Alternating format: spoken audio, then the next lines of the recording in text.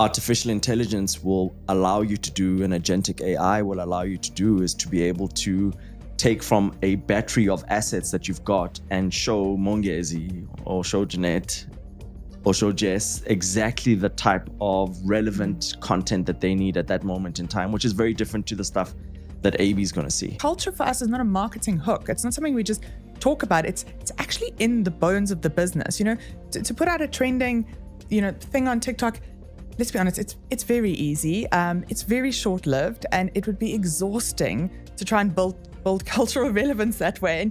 And to be honest, in our experience, you can do a lot of that. It doesn't make people want to come to Nando's anymore.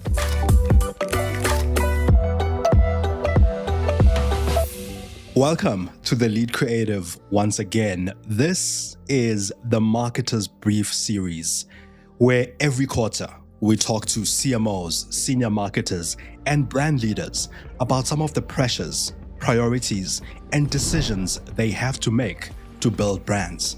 I'm your host, Mongezi Mtati. I co-host the series with the editor of Bizcommunity, Danette Breitenbach. We're always talking to agencies, so now we're hearing the marketer's perspective, and we are doing so every quarter. In this debut episode, we are joined by the former CEO of Ogilvy South Africa, Abey Mokgwatsane, who is the CMO of Investec. We're also joined by Jessica Wheeler, the Chief Brand and Customer Officer of Nando's. We explore their views on building brands, on brand agency partnerships, on what it takes to build a brand without focusing on short-term wins while building a brand that people love, that resonates. All a brand does is reflect the culture of the organization. And it's a dynamic process, right? Because some of the stuff that the brand does has and will impact the culture within the organization, just as culture is going to impact the work that the brand does on the outside. And what are some of the pressures that they are facing? What are their views on AI and everything else that affects brands today? AI has got no business replacing human creativity. Me personally and Nando's will not permit our agencies to generate creative using AI. Where it is great though, is to get rid of all the muck that we have to do in between so we can spend more time doing the creative work. Most importantly, we ask them what it takes to build a brand when there's so much content out there, while not chasing your tail and ensuring that you have really great agency brand partnerships to help you build as you go. The client's role is to make the complex simple, and the agency's role is to make the simple exciting. It's when we conflate those things that the relationship gets messed up. So my agency experience has certainly helped me understand that and help communicate that to both our agency partners and the people I've worked with. It's really important to differentiate between like really giving a damn about culture and hopping onto a social media trend, because those are two very, very different things. This series is brought to you by the Lead Creative in collaboration with Bizcommunity, the multi-award-winning integrated agency, Roger Wilco, and our production partners, Soweto Media.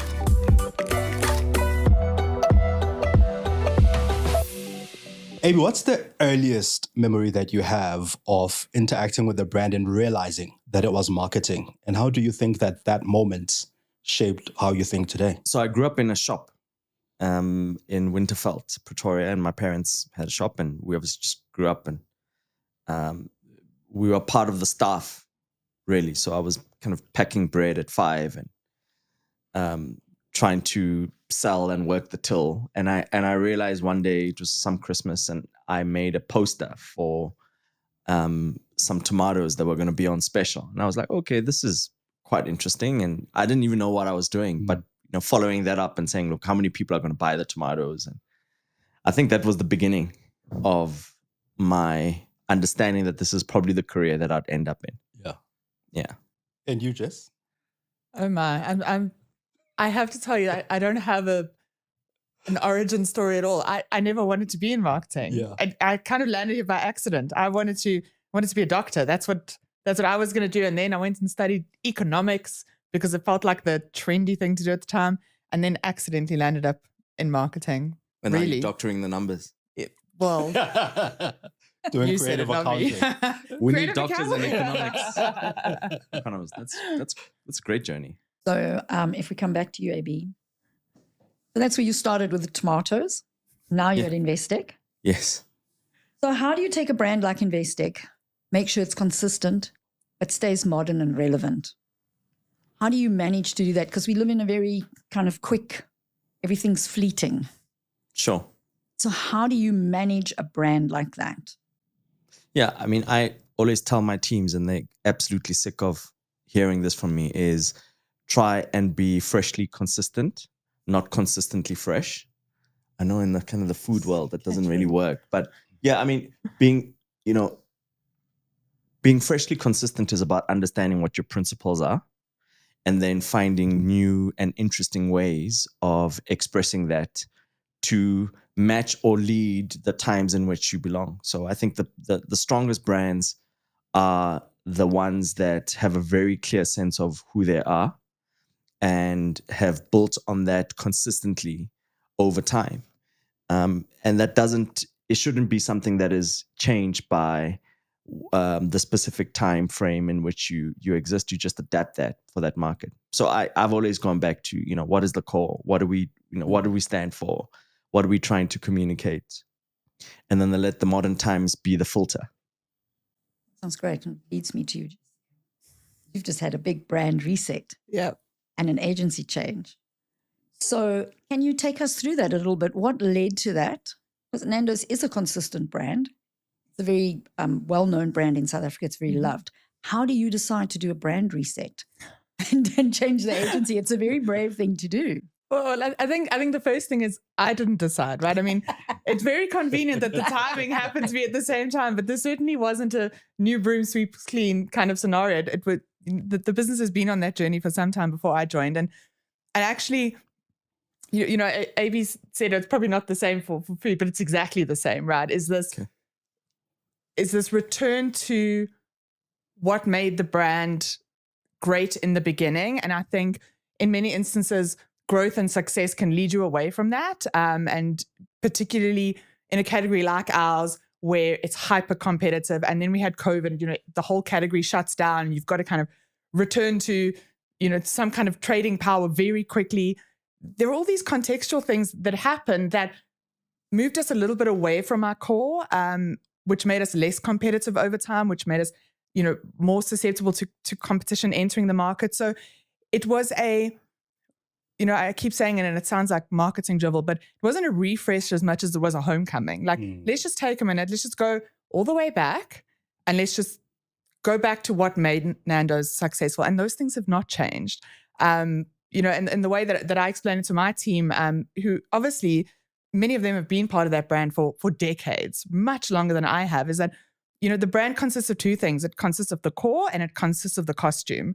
We need to go back to the core because it's very easy to start spending a lot of time dressing and doing cool things, particularly with social media. You get caught up in that, like crack cocaine, right? And that kind of brand, it wasn't a repositioning. It was a homecoming. It was like, let's just go back. Let's just take a minute. Importantly, it didn't happen externally until we had gone back for 18 months inside the business and made sure that the experience reflected those same core things that maybe we had lost along the way. So it was inevitable, I think. Call it a midlife crisis. The brand's nearly 40 years old. It wasn't a rash decision because, a new CMO or we're bored or whatever. It was needed because we needed to go back to the things that made Nando's great in the first place. As brands become more successful, as brands grow, they also become safer. They're also kind of, I think to your point, that it's about going back to the core. Yeah. What are some of the deliberate decisions that you have to make as a brand as you grow to maintain your distinctiveness as you scale? In our previous conversation, we spoke about the fact that we experience Nando's differently here than someone in London, for instance, but the core is true. Yeah. What are some of these distinctive decisions that you make, that you make to remain distinctive, to stay with your core, even though the costume and the crack cocaine of social media tells you that you are cool because of X or Y? Yeah.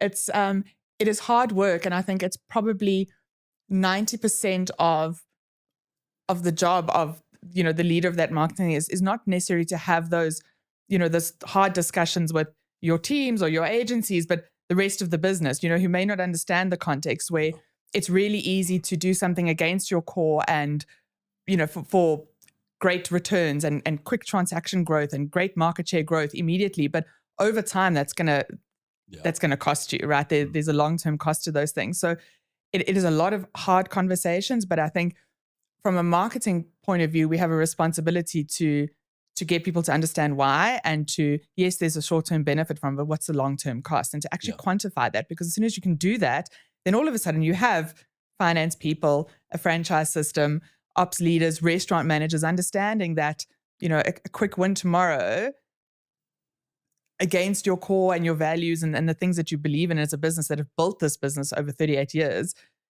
in the long run, it's going to eventually lead to your demise. You've got to be practical about it, but it's a lot of hard conversations, particularly when the economy is tough. Abey, Jessica talks about these short-term wins sometimes in the market. The industry has been under fire for the past couple of years for short-termism, both agency and the brand side of things. And in financial services and every other industry, but financial services specifically, there's this quarterly results, this thing, all of these things that come with all the risks. How do you weigh what to do or how to react in an industry that seems to be measuring itself on a quarterly basis when you're building a brand long term? Yeah, I mean, similar to Jess, I love the reference to homecoming. Interesting, the Investec business was founded long before the zebra as its icon or out of the ordinary as our payoff line. I mean, that, and it's interesting to go back to the journey around how we started. I mean, Stephen Kossoff tells the story around how he was having meetings in New York with Bernard Kanter, and they went into the Four Seasons for a meeting, and he came out of that Four Seasons in New York and he says, we should be the Four Seasons of banking in wherever we operate. So that was the beginning and the establishment of our service culture. And that is what eventually led to, and service within the financial services industry being at such a high level was something that was out of the ordinary. So our brand was almost born out of the business model of the organization and the founders. And the way that we deal with short-termism is we just go back again to the business model core. We go back to the brand core, which is around service, which is about being out of the ordinary, being distinctive, caring about the people that are inside the organization as much as you care about the clients that are outside of it. Those are, tenants that are going to be with us for a long time. And whenever we feel that there's been a bit of a shift in market and we're losing a bit of focus, that's what we go back to. And our investors and our shareholders understand that that's our secret sauce, and they hold us accountable to keeping that going. So I think just be clear about what you stand for and reinvent that and how you express that as your success. And that's worked well for us. Abey, tell me, your background in agency, how do you feel that contributes to help you in the role of a marketer? Does it or not? Yeah, I mean, it's quite interesting because I'd overlay that with something else. Is I've never worked in a similar industry, So I started my career at VWV, which is an experiential agency. I mean, back then it was kind of doing events and websites, and then I went to SAB, which is sold a lot of beer, and then I went back to VWV. Then after that, I went back into agency world, into kind of Ogilvy, then to Vodacom, then to Investec. So, I've worked in different industries, and I've realized that that's when I've been hired or when I've been attractive to people, it's been because they want someone that hasn't done this job before in this industry. So they're looking for some sort of change. So I think my context has always been, be humble enough to understand that you actually don't know what's going on, but be courageous enough to learn on the job and apply what you do know. So my experience, to get to your question around coming from an agency environment and now working inside a corporate, is that it's just made me even more empathetic than I think I naturally was. Being in the agency environment, I saw clients blame too much on the agency relationship. And that was something that I always thought was completely wrong. I mean, like, no ad goes out, no agency gets anything wrong if the client hasn't completely messed it up. You only do work that the client has signed off. So it's really helped me with, creating more empathy and more patience of my teams, and actually getting clients in all the environments that I've worked in to do the work. So much has been delegated to agencies. Strategy has been delegated to agencies. Far too much strategy has been delegated to agencies. So those are the two big things. One, patience, and the other is like, if you do the work, let the agency do what they're great at. The client's role is to make the complex simple, and the agency's role is to make the simple exciting. And it's when we conflate those things that the relationship gets messed up. So my agency experience has certainly helped me understand that and help communicate that to both our agency partners and the people I've worked with. Jessica, I see you nodding in agreement there. And I did want to ask you as well, how do you view the relationship between marketer and agency? Because it's a relationship that's a lot being said about it. And there's a lot of stuff being thrown out around it. So how do you view that relationship? I mean, I have very, very similar points of view. I worked in exclusively agency for 20 years before somehow somebody gave me a job at Nando's. And it's exactly that. It's having an appreciation for what agencies need to get the job done to the best that they can do it, and being firsthand witness to how bad it can be when it's not like that, right? And I think we have very, very similar points of view. Is that I always fight with people when they say, the agencies need to understand your business. No, they don't. That is my job, and my team's job is to understand the business. The agency understand people. That because I don't have the time. My team is in an office. They're in a spreadsheet. They're in the Nando's bubble all day, every day. There are touch points with the people that we need to buy from. So it is just absolutely this understanding of how to get the best work out. And I think on the flip side, also an understanding of, we know what skeletons are in the closets. It's very hard to build a market if they've come from an agency point of view, because, but almost by the time it gets there's something else that's too far gone, if you're starting to have to question those things. But just giving creative people the freedom that they need, because you've lived that reality and you know how rubbish it can be when it doesn't work that way. I think I'll come in with a bit of a follow-up to that. In fact, to both of you, because of this experience from agency, starting with you, Jess, I think one of the things that come up for me is the trust, firstly, and secondly, the understanding the business portion, because as agency folk, we are always told that you don't understand my business enough. We don't do this. We don't react like that. We're not, all of these things that are actually in the very same documents that we get when being briefed on this business the first time and onboarded, right? So the question then is, do you find that you are more trusting of the agency because of that background? And do you also find that you offer more guidance on understanding the business better for the agency? Because one of the things that agencies that we've spoken to that have won awards from Cannes to everywhere else cite trust.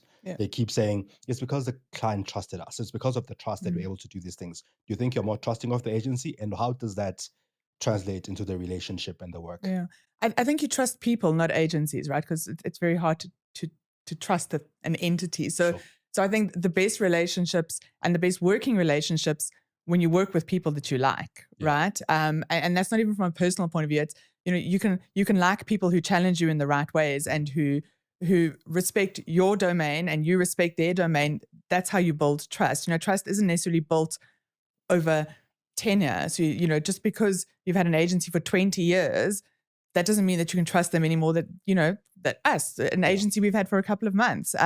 So it does come with meeting each other in the middle and respecting what each of you brings to the table. It isn't a point where it's like, I think Hayley Brow says it's parent-child. If it starts getting like that, it gets very mucky. Like you don't hire an agency to listen to your instruction. You don't pay for an echo. Yeah. You're doing yourself a disservice. What you're paying for is somebody to see it from a different point of view, which is even more reason why your agency shouldn't be in the muck of your business, because they are just going to get the same thing that you get. And so you have really rubbish days, and you have lots of reporting and all sorts of things, and that stuff will start impacting your point of view and your vision on the world and your take on things. Let them be independent. Let them look from an outside point of view, because they will always have this amazing, refreshing perspective. And then take it on yourself as marketing people, and if you're part of a marketing team, is take all it, to Abey's point, absolutely take all that complexity, strip it out, hand it over to them, and let them do their job. Yeah.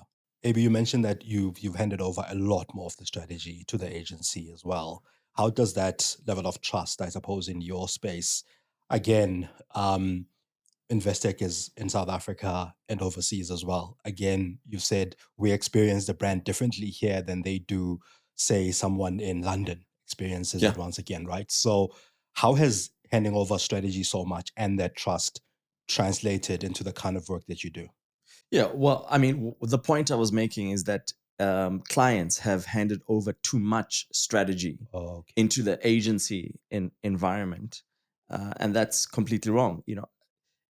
Understanding your business and understanding the market and the competitive set takes a lot of work and understanding and patience from the people that are inside the organizations. I mean, that's what we spend most of our time doing. That's what the CEO does. He's trying to understand how this machine works so that he can make it as competitive as possible against other people who've also got some really good and strong machines in a very dynamic market. So there's a lot of work that I think clients have abdicated to agencies where actually they haven't done enough homework on their business and their context. So I think it's very important that clients kind of get back and own the agency. It's not to say that agency own the strategy. It's not to say that agencies can't contribute and enrich that process and come with their own frameworks. That's very good. But the core of the agency ownership of the strategy ownership has to be within the client environment.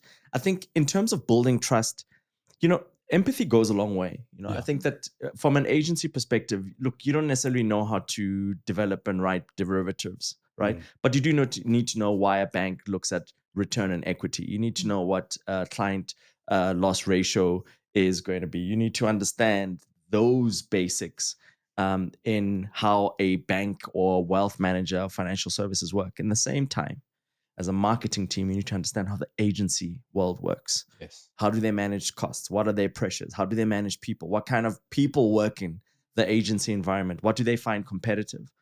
How do they compete with each other? And what do they think great looks like? And that builds a lot of trust. So there's a process of learning from each other. Julian Ribeiro at Ogilvy used to have this process called Red Hot Briefs, where whenever there was a big brief for a massive campaign, he would get the agency and the client teams to get together and write it together. So the clients present the strategy, the creative team in the agencies kind of present some creative ideas, but they come together and they write what the brief is together that's going to go into the agency environment. I think that was a great idea. I mean, that's something that I think we should be doing a lot more of, is work on stuff together, but with very clear tramlines around who does what and who's good at what. Too many clients think they're creative. Maybe I want to stay with you, and I want to stay with inside the organization. You're a very strong advocate for a strong corporate culture as a foundation for the brand. Yeah.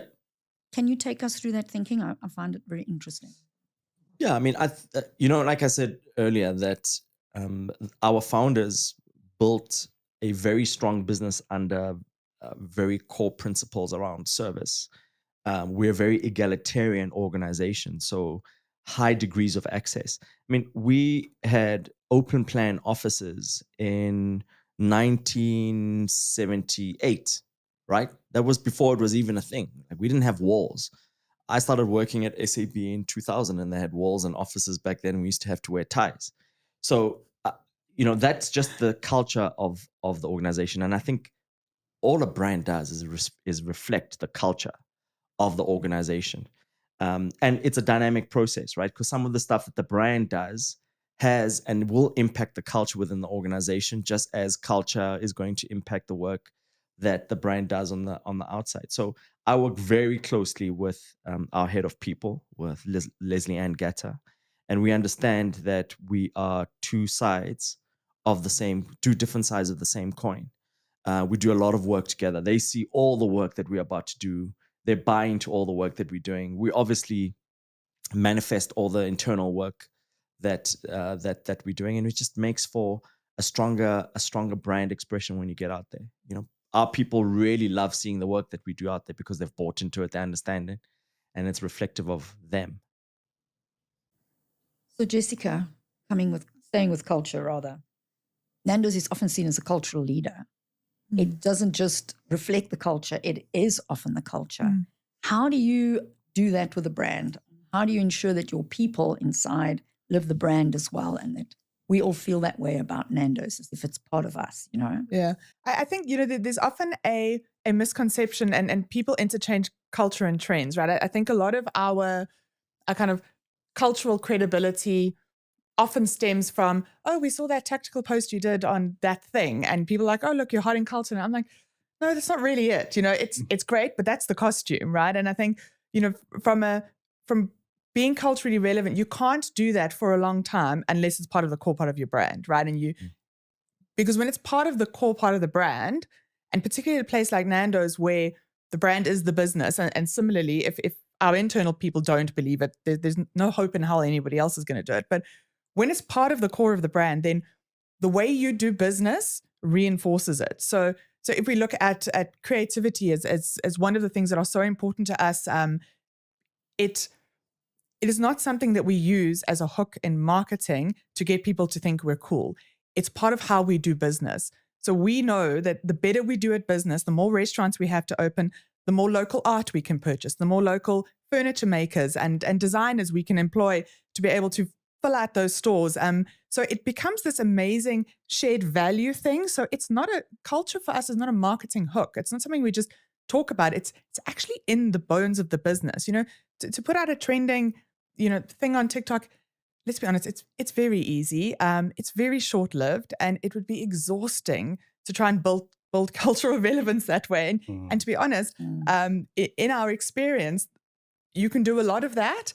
It doesn't make people want to come to Nando's anymore. People will love Nando's because of the spectacle on social media, but not love us enough to come and buy us. That's a big problem because that's what pays my salary. So it's really important to differentiate between like really, really giving a damn about culture and hopping onto a social media trend, because those are two very, very different things. But you guys have done it so well. Like the way that Nando's is able to comment and be a commentator of stuff that is happening in everyday life in such a relevant, often humorous way I think is a real gem. But I think we're able to do that because embedded in the business, we're contributing back, right? So it's not done as a way to, it's not for the that's sake hollow. of doing it's it. not, it's literally because, and again, it's over time. It's over 38 years being able to say, cool, we can have a point of view and we can have a, maybe a controversial take on things, but it's because every day we get up and we do contribute back. You have that was one of my questions, the young designers competition. Just because I'm interested how that brand or how that program contributes to the brand. And I think it follows on from what you're saying. It's exactly what it is. I mean, and you'll never see a Nando's ad campaign about hot young designers because it's not a marketing initiative. It's part of the business. So literally Hot Young Designers is, identifying that particularly in South Africa, that it's very difficult for young designers to get a foot in the door. There's huge capital requirements. You've got to know somebody who knows somebody. Just to be able to manufacture at scale is really, really expensive. So Hot Young Designers gives us the opportunity to go and find young and upcoming, whether they be furniture maker, pattern makers, lighting, people who are designing lighting fixtures, and put them into the Nando system, which gives them scale, it gives them mentorship, it gives them access to literally thousands of restaurants around the world who are obligated to purchase from that catalog. So it kind of gives them, we call it hand ups, not handouts. So bring them into the system. It makes a difference. It means that they can make a meaningful living off their craft, which is really, really important for us. but we don't use it in our advertising, because our advertising is to sell chicken, right? So we're not gonna. It's not gonna be like some tacky marketing hook. I want to stick with this idea of culture, and I think something that we spoke about, I think last time as well, but with a bit of a caveat. So on this idea of culture, brands tend to want to emulate the costume, as you put it, of what Nando's does and how Nando's is, whereas you go at it from the core. You build it from the core. It's not about the costume. In fact, there was some talk around the industry around, is that new Nando's at Nando's? Because we're expecting a certain Nando's thing, that's not necessarily who you are. You are a lot more than that as a brand. Where do marketers get it wrong when trying to emulate culture?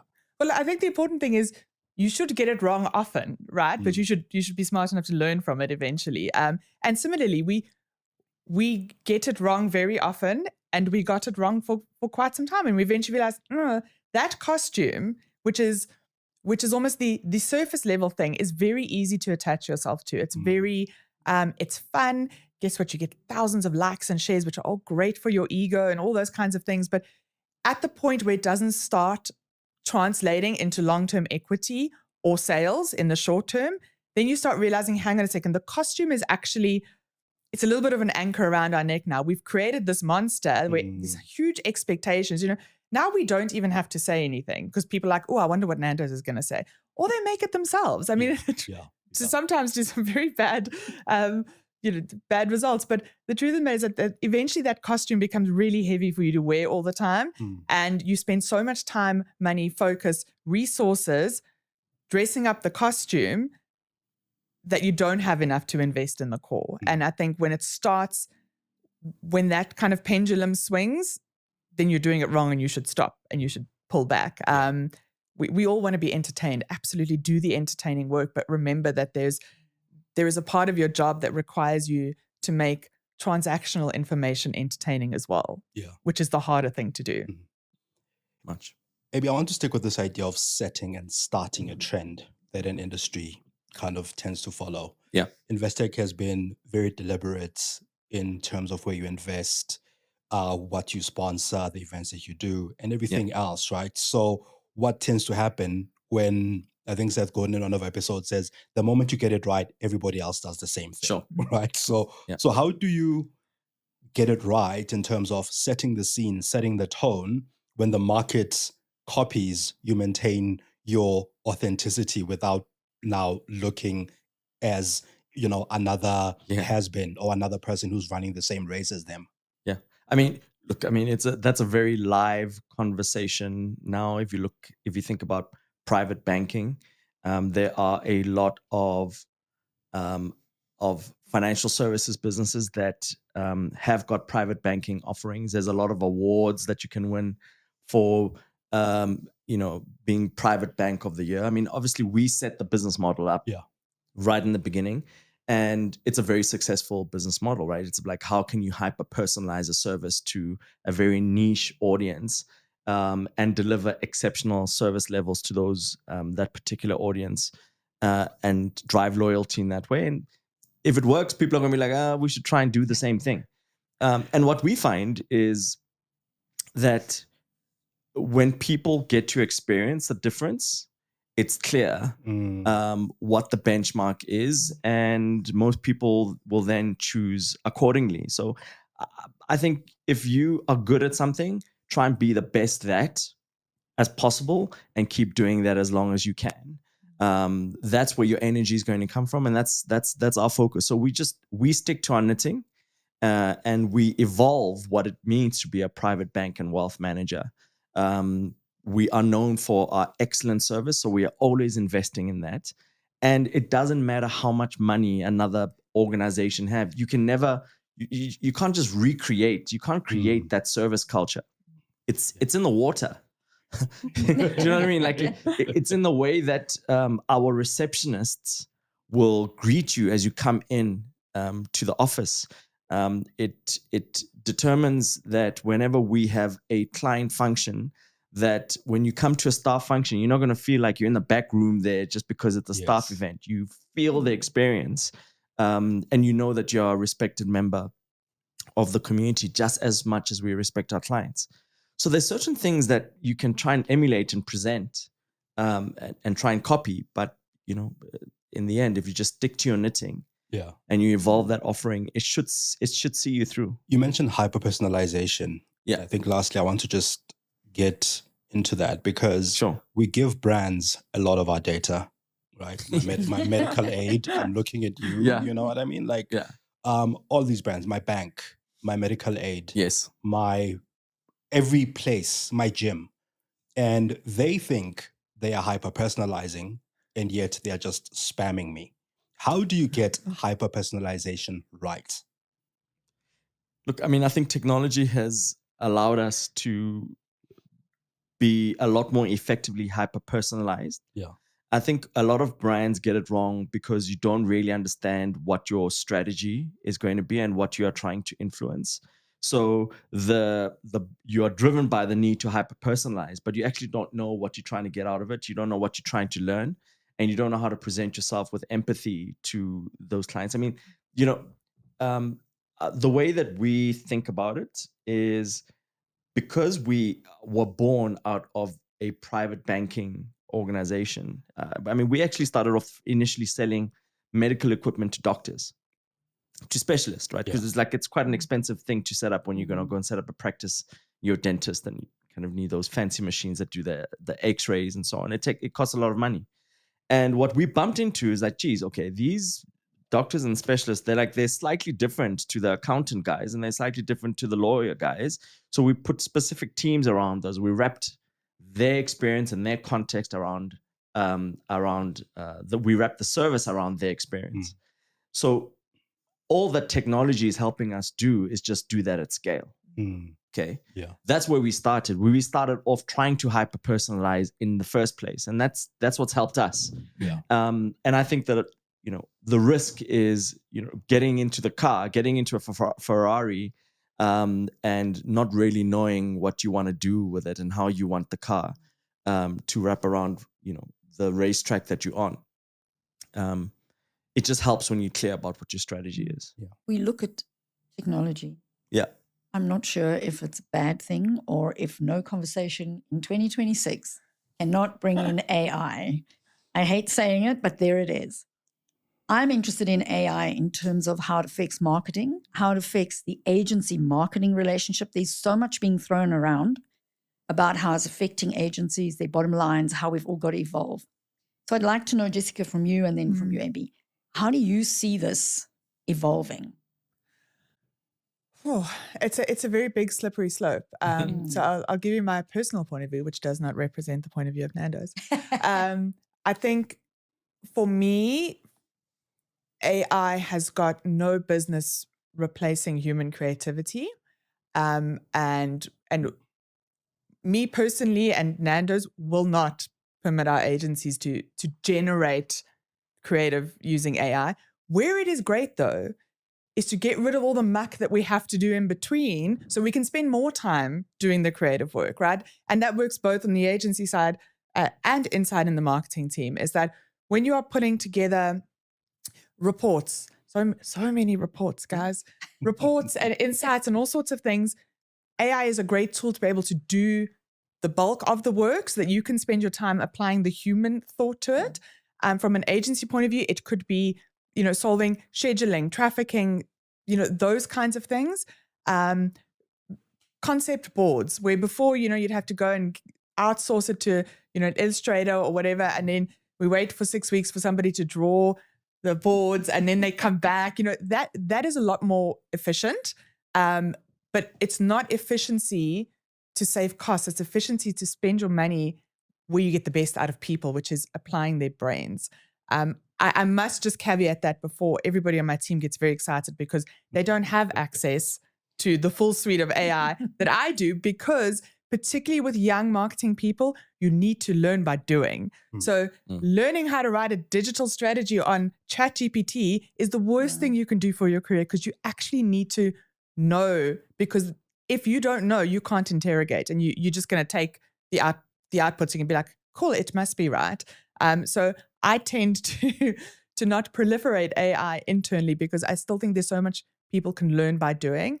But there are certainly, in my world, I'm very thankful for AI because it does help me get through a lot of things much faster so that I can spend time doing the things that not only I really want to do, but that everybody gets a lot more value from me doing. Yeah, I mean, I think if we assume that the product is priced correctly, that it's giving the right level of utility to the clients, the job of marketing is to persuade a prospective client to choose your product over another. So let's assume that you've got that. And I think then the role of marketing is to be able to, as best as possible, hyper personalize the way that it speaks to you in a way that's going to convince you better than the competitor is going to be. And I think technology has a lot of work and help that it can, that can help do that. I've got a slightly different view to Jess from a creative production perspective. I do think that we produce a lot of content as brands. You produce content for TV, for radio, for different mediums, for digital.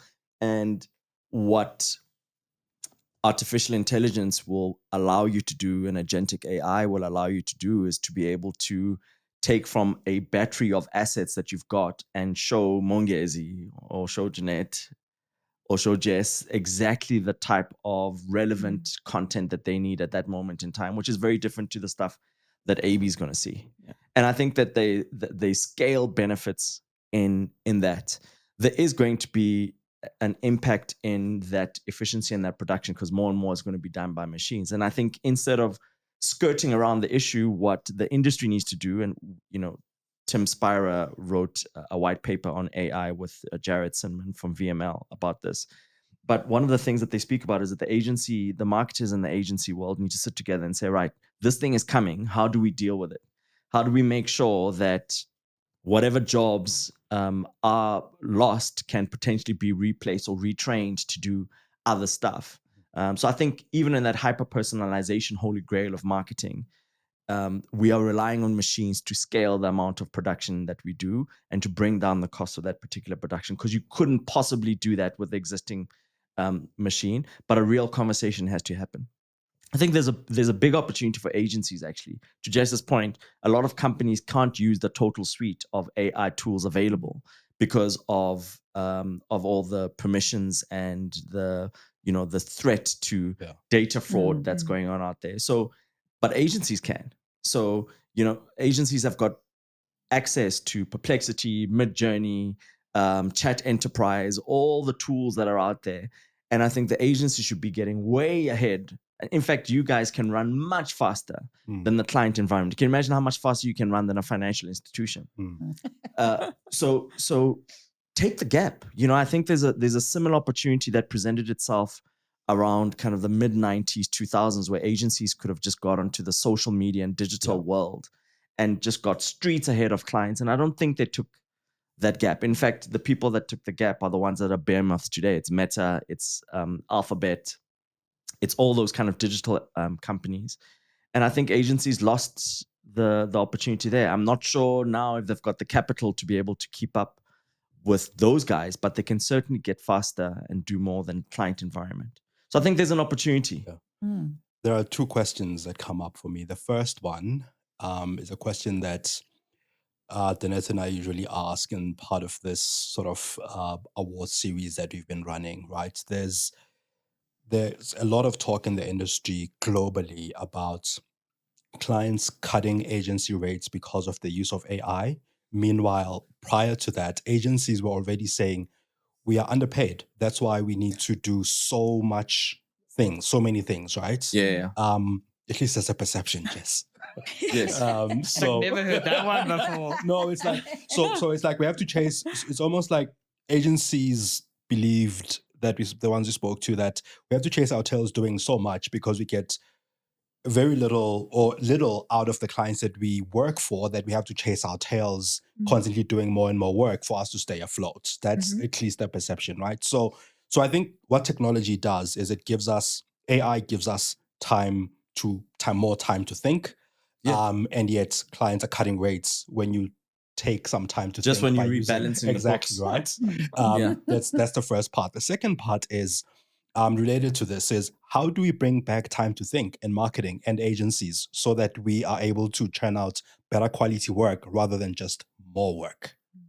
Yeah. So look, I mean, the issue around whether agencies are fairly paid or not, I think, is a perennial conversation you're going to have from anyone selling a service to the other person on the other end of that buying the service, whether you're selling chicken or you're selling financial products, right? That's never going to disappear. I think what technology will be able to do is it will be able to help you scale a lot of the non-value adding work that you had to do as an agency. So that is going to give you that amount of time.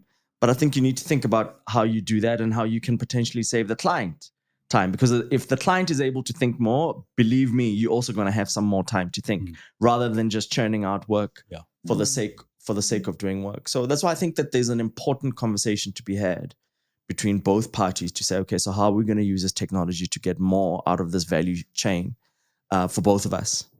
Just does this talk about cognitive overload, that we are creating far too much work, a lot of it's by AI, and we are just overloading the customer, overloading the teams, our sort of internal teams at brand level, internal teams at agency level, and yet there's less and less quality work that's kind of getting out there. So from a marketer's perspective, how do you go against the grain by creating less work that's higher quality work without feeling as though you're being left behind? Yeah, and you know what? It's probably quite category specific, and I can appreciate that. Kind of my view on the use of AI and Abey's are different because we're vastly different categories, right? And I think from where I stand, make less content. Ta-da! You know, but I can afford to say those things because, you know, a huge amount of my demand is met in physical infrastructure, in stores, in those kinds of things. It's not necessarily reliant on click-throughs and all sorts of things. So it's a very different context. We are always going to favor having far less, far better. We don't always get it right. We too run performance ads. Shock horror. Not at a scale that a financial services. I don't know what I do know what hyper personalization is. It doesn't come across my desk because we're just in a different industry. So for us, it's going to be the craft over quantity. But because I am able to operate like that in the category in which I am, that's not to say it's a blanket approach for marketing. Certainly not, because there are some categories where you almost have no choice. Do I get irritated because it puts the cost up for everybody? Absolutely. The more rubbish we put out there, the more expensive it is for everybody to be able to be there. But again, it's just we have an approach and we have a history that shows that great, well-considered content, never mind your, time limitations for YouTube, it doesn't matter. If it's good enough, people will watch it and they will seek it out. That's always going to be the holy grail for us. But again, we come from a very different perspective and way of operating than a financial services institute would. Yeah, I mean, we've got no choice but to try as much as we can to make our work as distinctive. We just don't have as much money as our competitors. So, that's why, in a way, that's where Out of the Ordinary came from. That's where the zebra as an icon came from. In a sea of sameness, going with that type of icon has continued to stand us apart.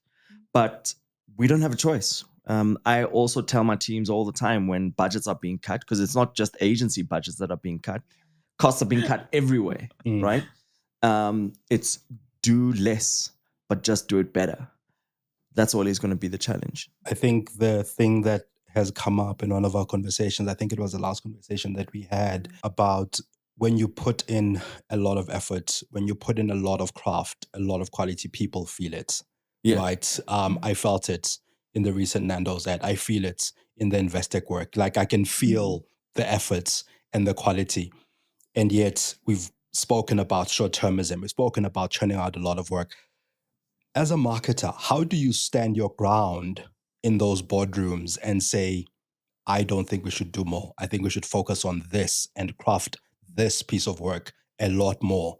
and let it be more quality, so because people feel it in a world that tends to churn out more? How do you stand your ground? Like, what are some of the decisions and things that you have to take into those conversations?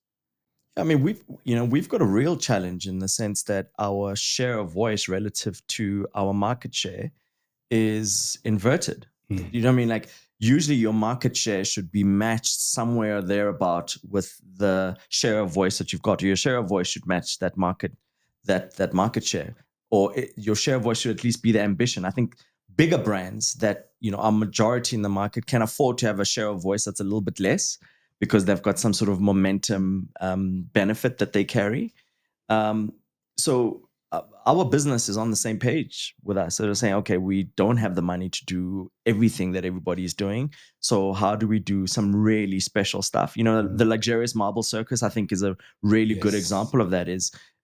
There are many sponsored music and lifestyle events that are costing competitors millions and millions and millions of euros and been going for a very long time, and they're great. Okay. So we couldn't just go and do another jazz festival. Do you know what I mean? Like, whatever we needed to put on needed to be something that was so distinctively Investec and with the right partners around you that it's unmistakable that is our brand that is investing that money. And we managed to do that. So how do we do that across, even a simple banner ad is the challenge that we have for the team. So I think our business is on the same side with us. They know we don't have the budget.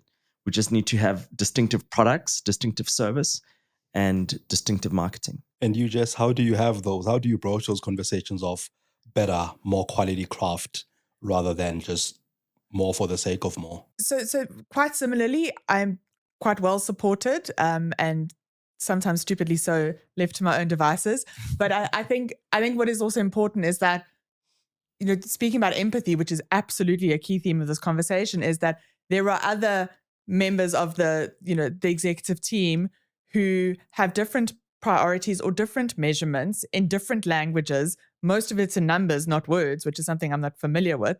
But it's to make sure that you have a little bit of foresight to understand, well, how do I explain this potential outcome from marketing in a way that, that the head of supply chain can understand, the way the head of ops can, the finance person. I know there's always this thing, marketing and finance is always at war. I don't fight with my finance people. I love them. They pay my salary. I'm very nice to them. But it's because I think that there's a mutual understanding that I will come to you in a way that you understand so that I can show you in numbers what I mean. I will keep coming to show you how I'm measuring it so that you have a sense of ease that what I'm doing is right.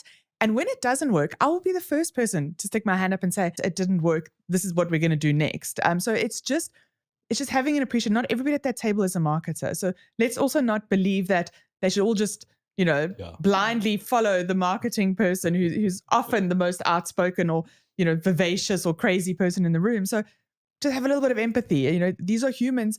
At the end of the day, we all want the business to succeed. It doesn't help if marketing, similarly, if people love Nando's for their TV ads, but not enough to come visit us, marketing hasn't done its job. We've got to do it for the business. I think this, what you guys are saying is an example that you both have where your C-suite marketing is integrated into that. And that's always been a conversation, is how does marketing find a seat at the table and a voice at the table? And I'm very happy to hear that it seems like marketing has found a voice at the table. Yeah. And I guess that's also from your side. You have to put the work in. You can't just expect, like you say, the accountant who is a numbers-driven person. Yeah. So marketing had to find a way to not be seen as a frivolous, just happy costume person, right? Yeah. There's some serious stuff going on there. Yeah. Yeah. And I think you both are saying that that's happening in your organizations. Yeah. In evolution. We're lucky. I mean, one of the things that we've come across is when people are using the same language and the same metrics, and you understand the challenge in the same way, it makes the conversation easier. So we did a lot of work to help the business understand, again, what the brand stands for. Like, quite simply, these are the attributes of the brand. This is how it's going to stand out against the competition. That was important. Helping them understand how the conversion funnel works. Like a very simple tool that says you go from awareness through the conversion, you're going to get clients that are actually your loyal clients. And how do you manage people through that funnel? Where do you spend money along that particular funnel? it's like magic for the accountants because they can actually see where the money is going and they can see how the conversion is working. So I think finding ways and a mechanism of a shared value and a shared understanding of the challenge and how you evaluate the work is really, really important. Just as we have to sit through and understand how the business operates and add value for that. Abey, we ask our guests to leave a question for our next guest. Think of it as someone passing the mic to you. And our previous guest was Lindy Lou Alexander, the CEO of WPP OpenX Africa. Uh-huh. And the very easy question she left for you was, what's the marketing legacy that you'd like to be known for over the next 5 years? And how are you getting 5 people to help you live up to that legacy? Yeah. That's an easy question. Yeah, trust Lindy to throw something that complex. Look, for me, the most important thing is, about being freshly consistent. I think that getting back to basics, understanding the core of the craft and the core of your brand, and not getting bored with those very sometimes mundane, dull basics is a really important lesson for young marketers coming through today. So yeah, I'd say, don't try and be consistently fresh, be freshly consistent is something I would like people to say when they talk about my tenure at Investec, and hopefully they follow up on that. Now it's your turn to pass the mic to our next guest by leaving them a question about marketing, creativity, strategy, or building brands. Yeah, I would say, what is the biggest mistake that you've done? And what do you want to take out of that mistake to teach the people that come behind you? Another very easy question for the next person. Confessions. It's as bad as my lie detector one. Jess, so it's also someone left you a question. I'll pass the mic to you. I really hope it's not a doozy like that one. What's my favorite color? Going deep. What is my favorite color? So Pareen Shah, the head of data and analytics at Roger Wilco, left you this question. What percentage of your work would you blindly give to AI without any human intervention? And to add to that, what parts of your work would you never hand over to AI?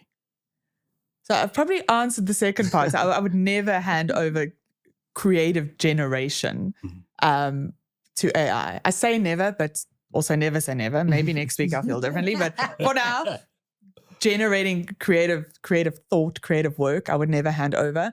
I think there is currently it's probably about 20% of my work that I'm happy to fob up to AI, summarize my emails, tell me which ones require a response, because also, as we know, we get CC'd on 600 emails. Yeah.